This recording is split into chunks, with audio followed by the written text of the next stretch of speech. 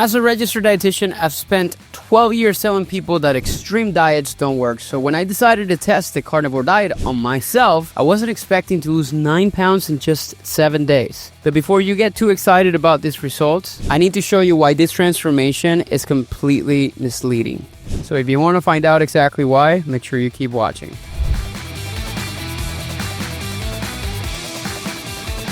Hey everyone, I'm Andres Ayesta. If you're new here, I'm a registered dietitian and nutrition coach who specializes in helping busy men and women and parents lose weight sustainably. I've been doing this for over 12 years and I'm pretty vocal about cutting through the BS in the nutrition world, which is exactly why I decided to put myself through this experiment. Look, I get it. You've probably seen the carnivore success stories all over social media. People claiming that never felt better, that meat cure everything from brain fog to autoimmune diseases and issues. But here's what those influencers aren't really showing you. The brutal first week that makes most people quit. The science behind why your body rebels, and the one factor that determines whether carnivore can actually work for your specific situation. I'm documenting everything from my 60-day whole foods to carnivore diet experiment, the good, the bad, and the absolutely brutal. So you can see what actually happens when a nutrition professional like myself tests the most controversial diet on the internet right now. Okay, so let's get some data out of the way. I'm 5'8", and I started this experiment at 179 pounds. I was coming off of a cruise where I picked up some kind of virus, so my body was already inflamed and stressed to begin with. Not exactly ideal conditions, but well, maybe that makes this even more realistic for those of you dealing with real life challenges while trying to change your diet. Over the next 9 minutes, I'm going to break down exactly what happened during my first 7 days of eating nothing but meat.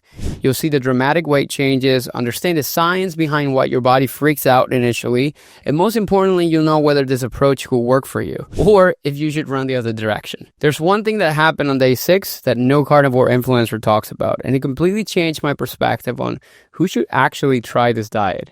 Stick around because I'll reveal that at around the 6-minute mark. Let me start with the reality that most carnivore content creators won't show you. The first 3 days, which were absolutely miserable for me. Day 1 started simple enough. I had some eggs, bacon for breakfast. I had some chicken thighs cooked in butter and eggs for lunch and some steak for dinner. I thought, well, this isn't so bad. By day number 2, my body was just going crazy. Full rebellion. Here's something most people completely miss when they jump into carnivore.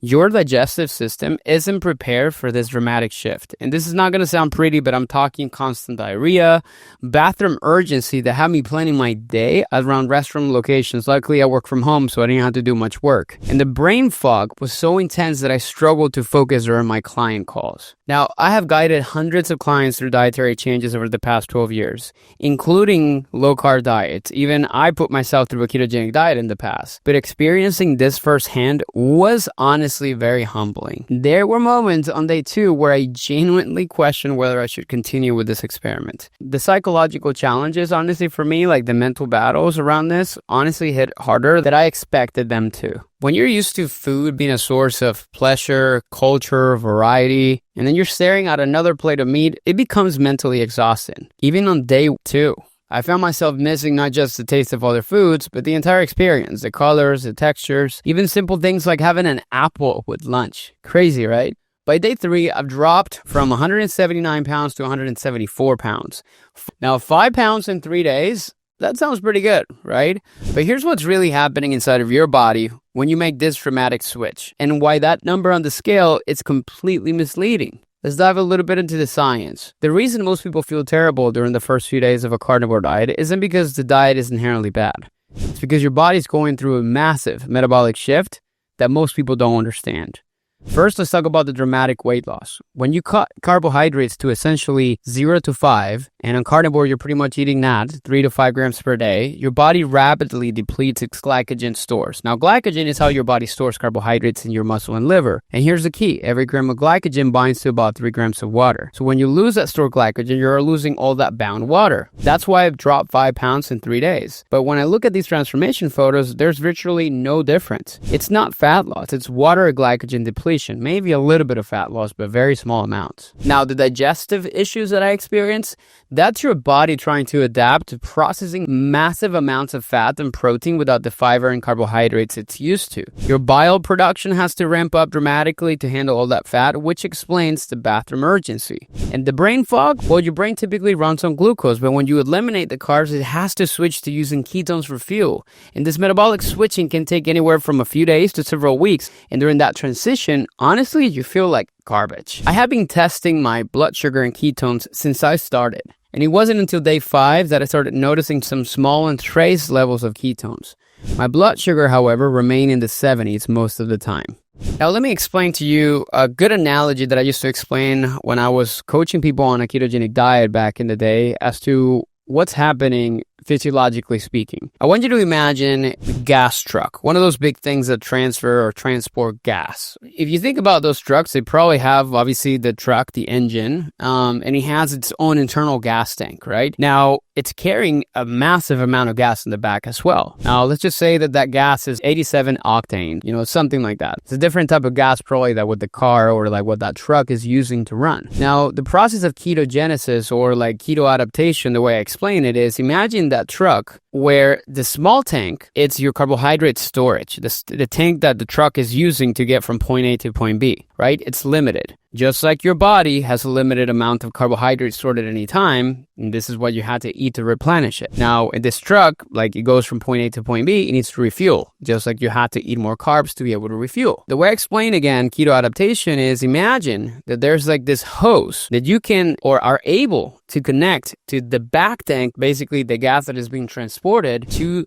direct line to the engine. Not only that, but then you're able to also change the type of fuels that it's using because the gas in the tank of one of those like trucks is usually diesel. Now, what's stored in the back is the type of gas you put in your car. So what's interesting about the human body is the fact that it can transition fuels that way. But that process to figure that out, it's kind of like the truck saying, okay, like we're running out of gas and I know there's a ton of gas in the back, but I don't know how to plug that in. Where's the hose? And do I even need to plug it in right now? Because your body doesn't really know what's happening. So that's the process by which I explain the keto adaptation process. Now let's get back into the conversation. Now, when you compare these results to my whole foods diet week, where if you don't really know what I'm talking about, you need to go back to check out some of my previous videos because this is a part of an experiment where I went 30 days on a whole foods diet only. And during this stage, I went from 179, same weight, to 276 pounds in a week, which is a 3-pound drop. And that was much more sustainable and didn't really come with the metabolic trauma that I have been going on this past week.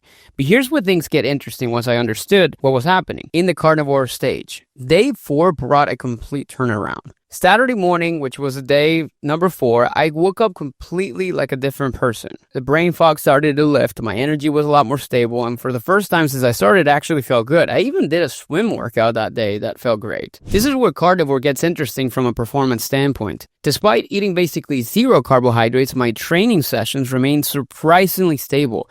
I could still hit my usual weights, my high-intensity workouts didn't really suffer dramatically. To my surprise, and my recovery between sets felt pretty normal. From a dietitian's perspective, particularly a sports dietitian, this makes sense. Your body's incredibly adaptable. Through a process called gluconeogenesis, your liver can create the smallest amounts of glucose your body absolutely needs from protein or fats. Plus, after years, your liver can create the small amounts of glucose that your body absolutely needs from protein or other substrates. Plus, after years of right nutrition, my body had developed good metabolic flexibility, which is your ability to switch between fuel sources efficiently. The meal planning became ridiculously simple. I'll tell you that about carnivore. Instead of planning 3 meals plus snacks to hit my protein and calorie targets, I could do it with just 2 meals. A few eggs, some beef, and maybe a ribeye for a meal too. A few eggs with bacon and a little bit of like cheese and butter, maybe adding a little bit of steak, and maybe some ground beef or some burgers at night. And I was done. No measuring, no complicated recipes, no decision fatigue about what to eat, which was nice. But here's what surprised me the most. My Whoop data showed me improved recovery scores despite the way I was feeling. My heart rate variability was a little bit better, my resting heart rate dropped slightly, and my sleep efficiency improved. These are objective markers of something positive was happening physiologically. Now granted, during the whole foods phase, I also experienced some improvements around that, which explains the fact that when you improve your eating habits and your diet, and you control your blood blood sugar, most likely good things happen. However, and this is important, around day 6, which was a couple days ago, I hit a bit of an unexpected wall. Despite the stable calories and adequate protein, I started to feel unusually tired in the afternoons. Now, it's not the crash you get from blood sugar swings, but just more of a deep, persistent fatigue that just really couldn't shake off. This taught me something crucial about who Carnivore actually works for. Unlike the carnivore influencers you see online, meat isn't my favorite food. I don't wake up craving a ribeye. I'm someone who genuinely enjoys food variety, who has emotional and cultural connections to foods as well, like arepas, for example, since I'm from Venezuela, or maybe pizza on Fridays. And that's a factor that nobody talks about. Carnivore success isn't just about physiology, it's about psychology and personal preferences, which brings to the most important question, should you try this? All right, let's get down to it. After 7 days of strict carnivore, here's my honest assessment as both someone who lived it and a registered dietitian who understands the science. Carnivore can work brilliantly as a short-term elimination tool. If you're dealing with digestive issues or maybe some autoimmune conditions, maybe you want a bit of a reset, 2 to 4 weeks of carnivore might give you valuable insights about how different foods affect your body. But here's the reality check. Your success with carnivore depends heavily on your starting preferences and your lifestyle. If you're someone who genuinely loves meat, you don't really get much pleasure from food variety, and you tend to do well with rigid structure and routine, you might thrive on this approach. However, if you're like me,